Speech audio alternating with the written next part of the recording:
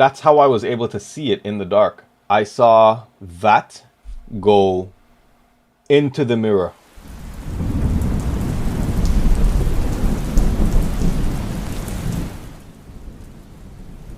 I've never been able to forget this incident that probably permanently shaped the sort of person I am in terms of like how easily I get scared, how I react to it, and so forth. The incident took place in 2017.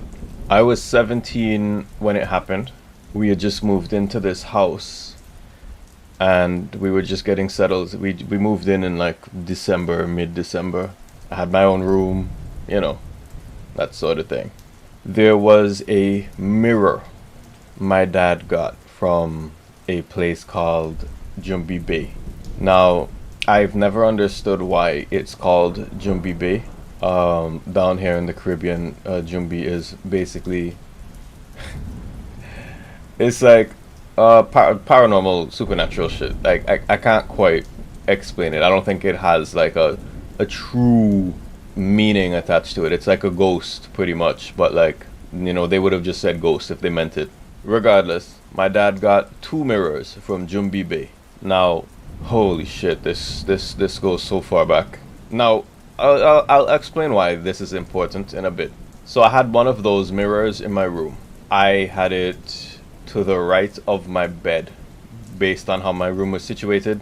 As soon as you walk in, there's like a I'm probably gonna have to show you guys, but the mirror was on the wall. It was in a trapezoid shape and it was pretty big, and so you could basically see me from like head to toe on this mirror. At 10:45 p.m. or so, one night, the mirror just fell off the wall. I mean, I say it fell. I actually didn't see it fall. I just heard it break. I was in bed, of course, and I remember the time exactly because I was expecting to die. I thought, this is it. This is how I die. This is the end. I was underneath my blanket with my eyes wide open. I'm not ashamed to say this. For about 5 minutes. And then I realized, if something wanted to murder me, I'd be dead already. So I took the blanket off my head and just looked at the aftermath. I was actually I really didn't want to see anything. I was like, I've never had any paranormal encounters. I've never had any supernatural experiences before this. I was a horror movie fan. I liked spooky stuff. I've always liked spooky stuff, but not the Ouija board kind of spooky shit. I've never touched one of those. You know what I mean, right? Yeah, I like campfire stories. I like spooky stuff. So I'm looking at this mirror shattered into a million pieces on the ground, and I'm baffled. I mean, it scared the shit out of me, but I was kind of just like, okay, this is gonna be a mess to clean up. I didn't really think anything supernatural. Okay, that would be a lie. But nothing happened to me, so I was like, okay, well, this is it. That was crazy. But it's over now. Funny enough, my family was actually awake and also in the living room, which was just down the hall. Nobody came to check on me, by the way. You will find this to be a recurring instance. But yeah, nobody came to check on me. They heard it. They just thought I was fooling around. What the I trust me, I haven't forgiven these guys for this. I still haven't to this day. I was scared to step on the glass, so I crept around it and just kind of left my room. I was a bit shaken up, so I just slept in my parents' bed that night. Once again, not ashamed to say it because it's the first time something like this has ever happened to me, and it was pretty weird. That being said, the following night, so not the night where all of this happened. This was early January, first week of January, by the way. So the following night, I got my first sleep paralysis. Now, I didn't really know anything about sleep paralysis at this time. I knew the bare basics though, because like I said, I'm kind of interested in this stuff. I've heard of sleep paralysis. I've heard of stories. I've heard of people that try to lucid dream, can't, and end up getting sleep paralysis. So I said, this is what that is. This is sleep paralysis. But I've come to the conclusion that sleep paralysis is basically hallucinating with all five of your senses, give or take. We're going to elaborate on that give or take in a bit, but for me, my sleep paralysis consists of auditory hallucinations and sensations, like feelings. So I heard an old man's voice say, "You fool," and then I felt like a slap in the head, which was kind of funny. Uh, in hindsight, it was kind of funny. Now, I struggled out of the sleep paralysis pretty quickly after I felt that, but like, I didn't feel horrified. Like, my eyes were open, I was sitting up in bed, I was looking around the room, but I was okay. I was fine. So I said, nothing's really going on.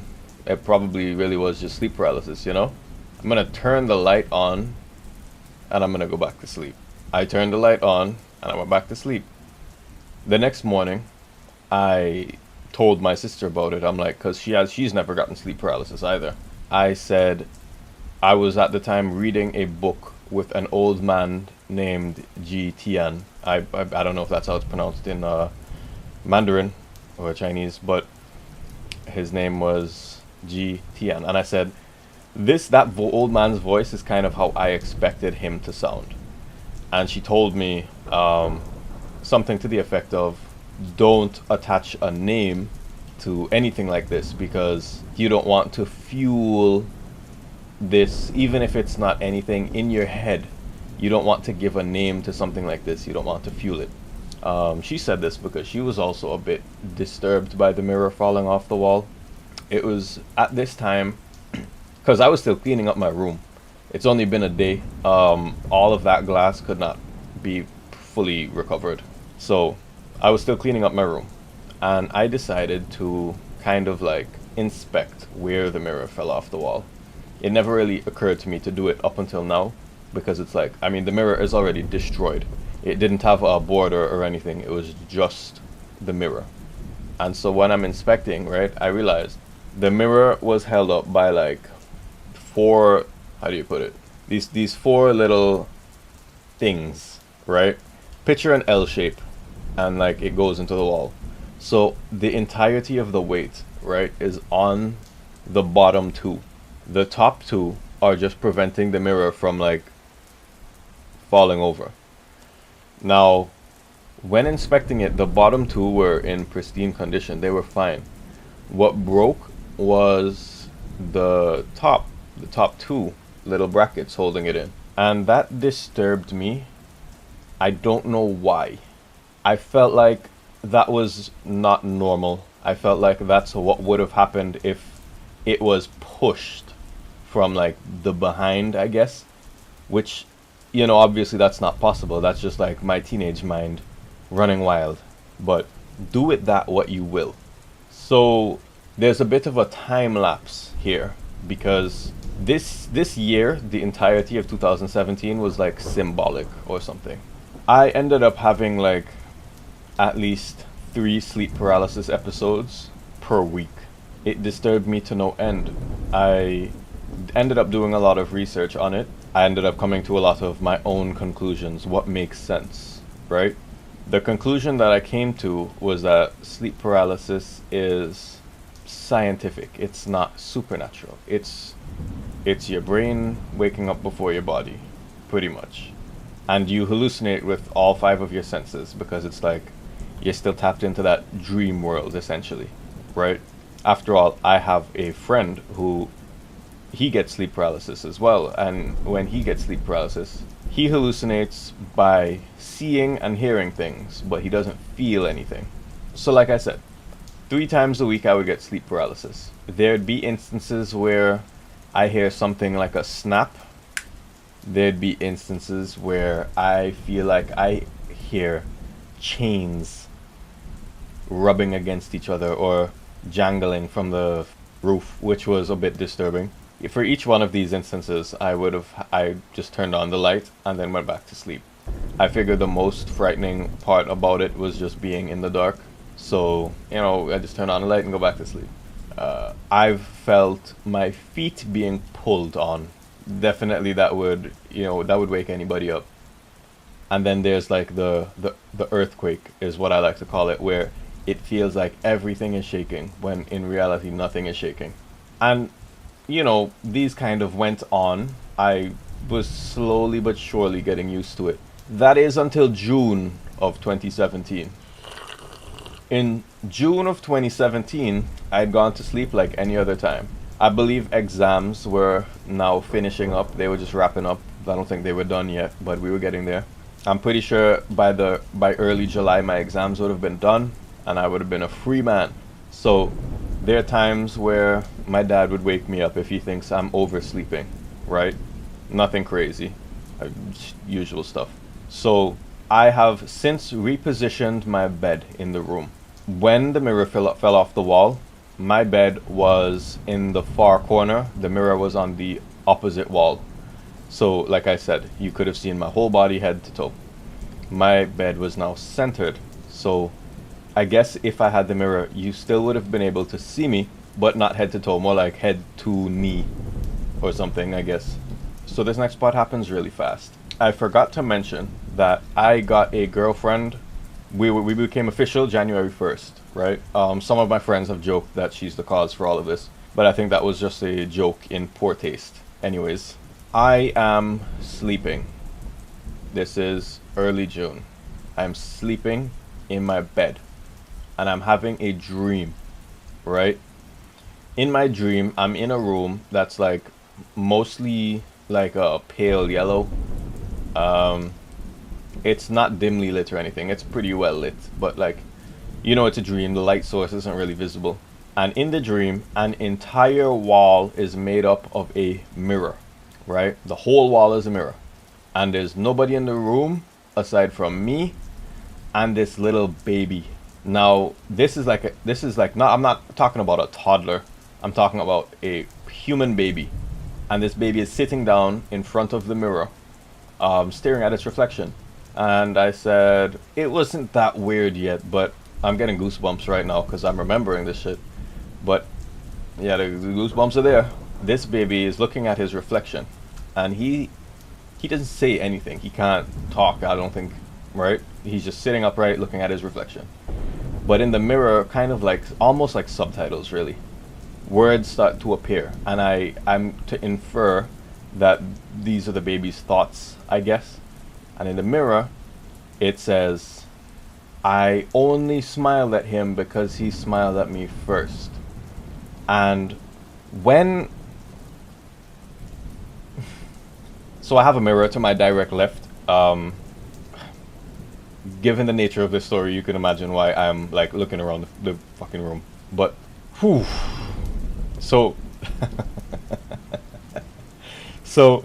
When I saw that, now this baby's expression, not even his expression, this baby's face transforms into like this very rotten looking demon, right, in the reflection.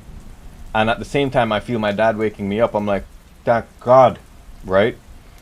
Because over these past few months, there are times where I slept in my parents' room, or there are times where I asked my dad to sleep in my bed so that I could sleep, because I had exams I was studying for and shit. I couldn't afford to be sleepy and like, airheaded. I had shit to do. I just wanted to sleep peacefully. Sometimes the light wasn't enough.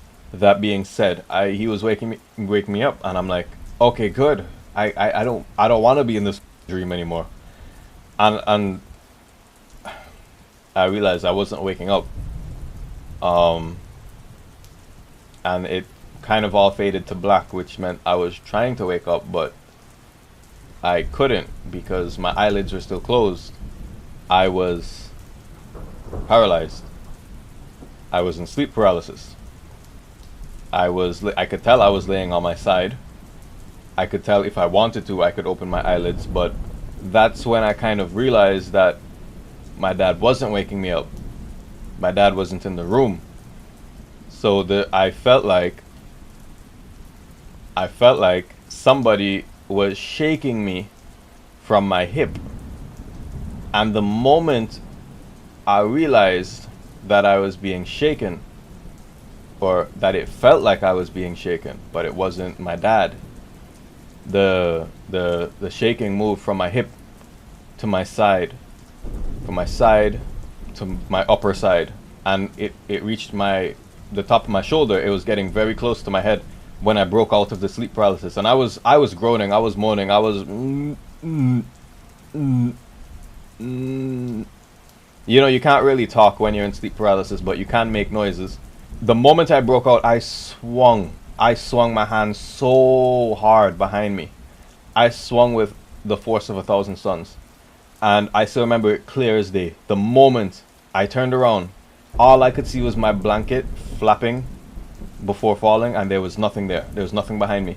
But I was staring at the wall right behind me, right where the mirror would be. So given the nature of the dream and all of that happened, I was terrified. I was horrified. All of the tolerance I'd built up to sleep paralysis disappeared into the wind when this shit happened to me, right? And I was sweating bullets. I went outside. My dad he wakes up early as hell. I'm sure most of you guys have dads that wake up early as hell. I went outside. He was outside, and you know what he said to me? He said, "You know, I actually did hear you, but I just thought you were like fooling around or something." What? Listen, I'm glad this is documented. I promise you guys, if I am ever murdered in my house, somebody heard it. They just didn't check on me. But I digress. That had shaken me to my core. I just couldn't get over it. I said, what does that mean, right? I began to dread going to sleep. I always slept with the light on now. By this point, I had begun to experiment with what I can fall asleep with that will bring me peace and comfort if I fall asleep to it, right? Now, most of you probably listen to like rain sounds or thunderstorms. I can't listen to that stuff going to sleep because my auditory hallucinations will come through it. It'll overpower it. I will hear my sister talking to me when she's not in the room. I will hear the things that I don't want to hear. Not every time, but often enough. I actually didn't play the second last God of War game. I just watched the full 8-hour movie of it on YouTube because that's what I was falling asleep to, right? I needed something that wasn't static, but it needed to sound like vibrant or upbeat enough, and there could be no dead spaces. I wanted 0 dead spaces because if there were dead spaces, I'm afraid my auditory hallucinations would come through. To this day, I think it still happens. After this June 2017 sleep paralysis, this infamous one, I feel like I was on a steady decline. I didn't want to sleep. I always slept with the light on. My sleep paralysis did continue. It continued. I still used to get it like 3 times a week. It actually started to feel a bit worse. I wasn't sure what to do. I had like some friends and family tell me that I should pray, but I felt that would be hypocritical of me because I don't normally pray. I didn't pray before. Why would I start praying now that I need something, I guess? That's how I justified it in my head. It didn't feel realistic to just start praying. I was not a devout Christian or anything.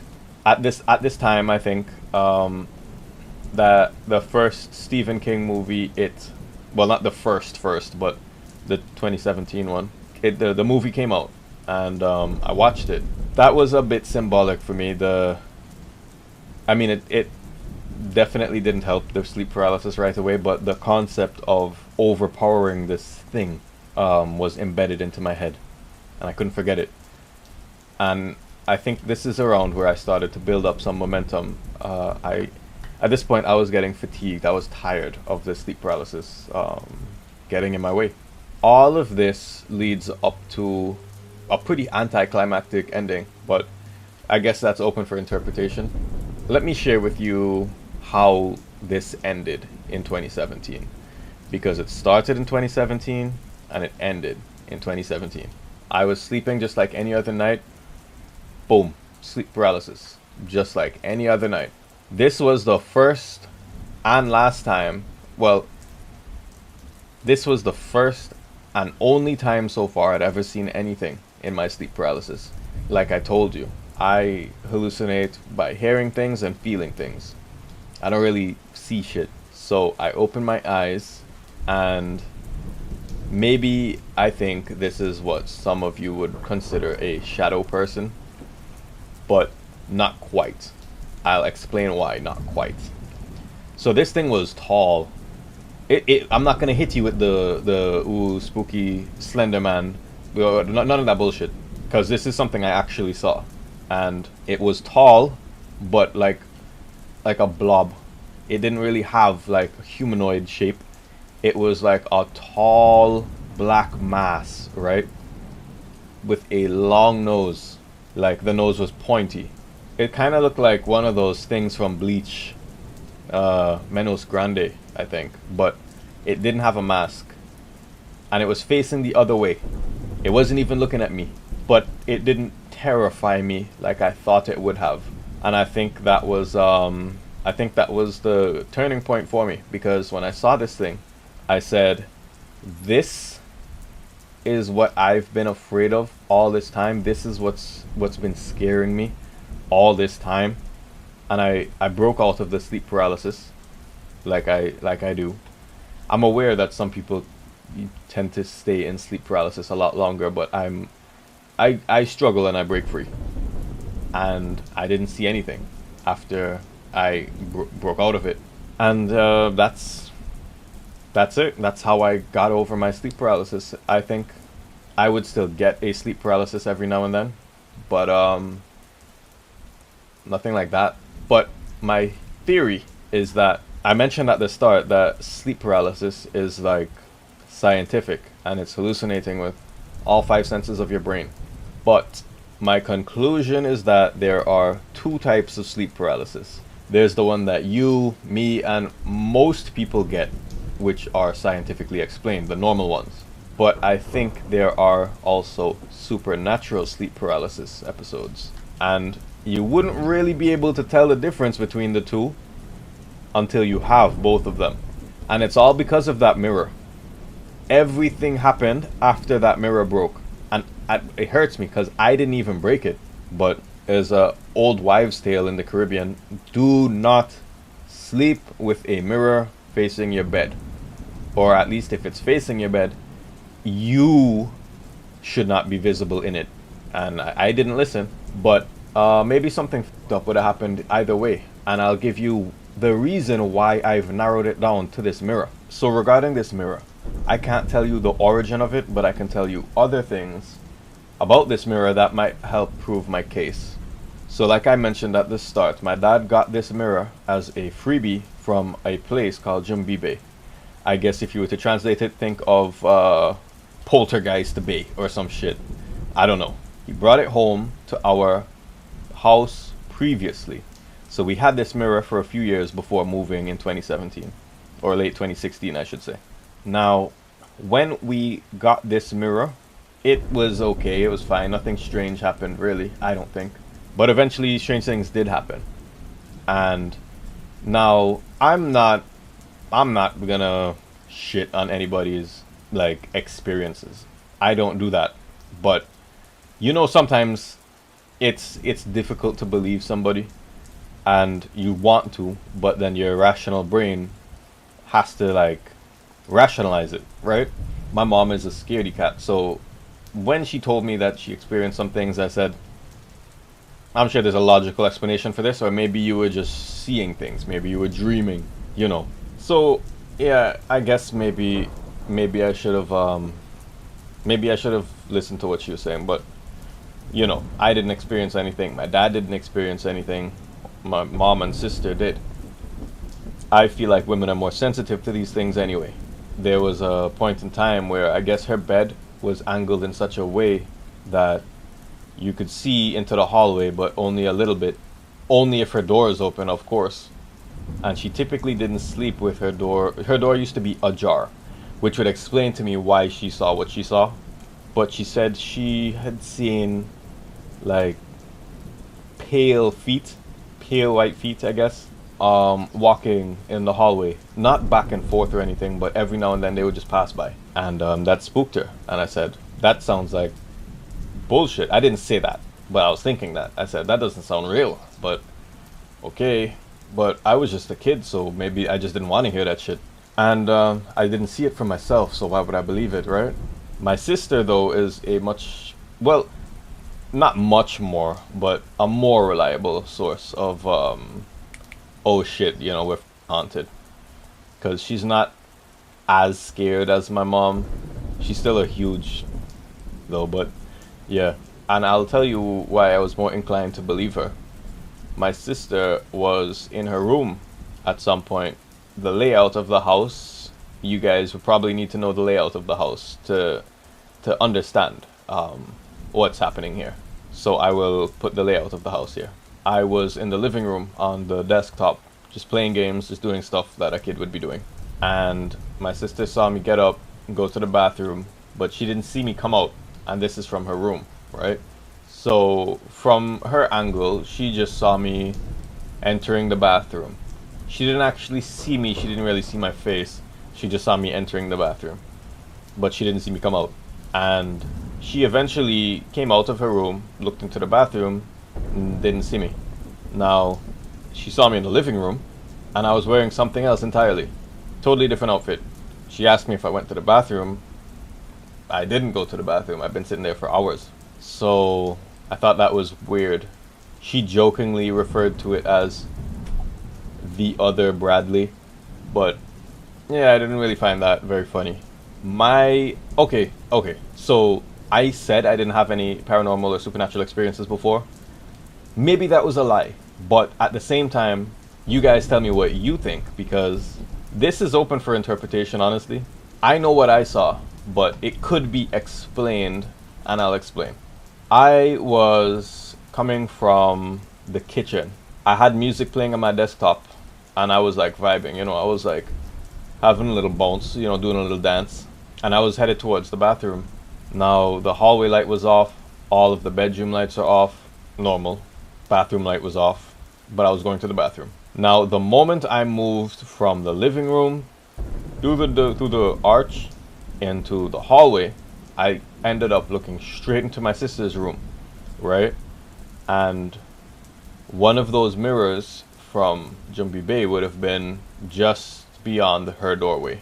And I swear to you, goosebumps again, I swear to you, this is what I saw. I saw, if you've ever seen somebody in a straitjacket, you know how their arms are kind of like that, but picture that from behind, right? So you could see somebody's arms like wrapped around their front, but you're looking at this person from behind, so you could just barely see their elbows jutting out the side. They were bald, average height. It's not super tall, this is not a creepypasta. They were like average height, but twisted in a way that was pretty odd. Not super odd, not super twisted. They were an acrobat. Okay, they were just leaned to the side a little bit, pretty much. I saw that go into the mirror. And like I said, I know what I saw, but I want you to really understand how this thing looked, right? My logical explanation for this was that I went from a bright room to the dark too fast, and that's why I saw what I saw. Now, that sounds like bullshit that you would tell somebody when you know there might actually have been something, but you don't want them to think that there's something, so you just tell them that. That's what my brain told me. My brain's like, no, you didn't see that shit. You didn't see that shit. But I said I know what I saw. This thing was see-through. I could only see, if you've ever seen a silhouette of anything, just imagine a silhouette see-through, but it's slightly purple. It was like, that's how I was able to see it in the dark. It was like faintly, it wasn't emanating light. So I guess it's kind of sounding like a shadow person, but a weird ass shadow person. It was, but yeah, very, very faint, soft purple. This motherfucker just dashed into the mirror. Yeah, that is the history of that mirror. Like I said, and there were two of them. One in my sister's room, one in the bathroom. I want to say, because I know when we moved here in 2017, we only brought one.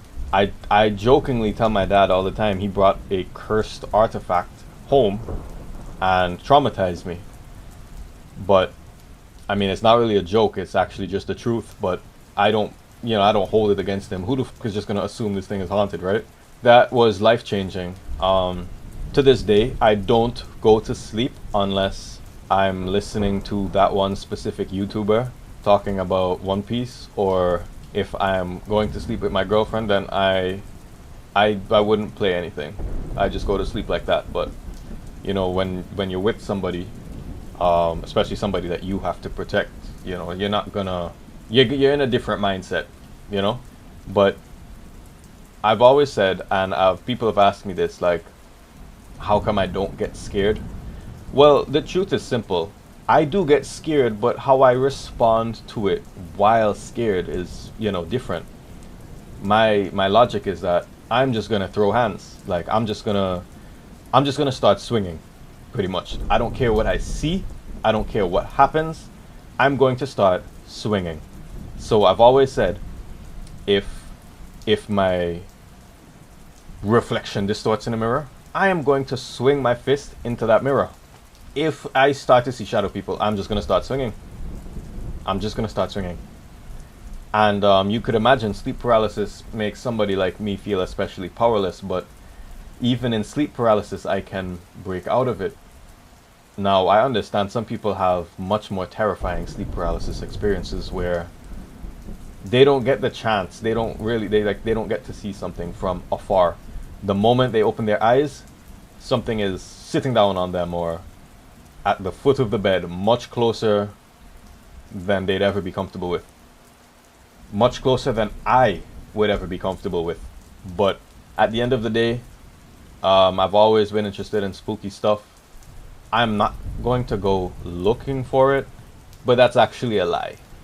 I am interested in it. I have a few skeptical friends, and I would like to prove them wrong. There are definitely strange, dark, and mysterious things out there, and it's not just Mr. Ballin. There's like some crazy shit out there, and I'm just looking forward to covering a lot of it. Yeah, hope you guys enjoyed the story. I like true stories.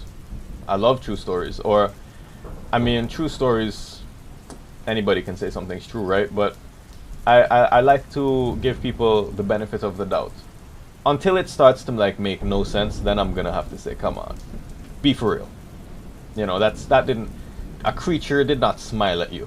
Let's be for real. But then again, that my worst sleep paralysis episode was almost literally about that. So, like I said, I try not to shit on anybody's experiences. It's not presently happening to me, but it might presently be happening to some of you guys. I love true stories. I love true crime. I'm Bradley, and this is Bradley's Bone Vault.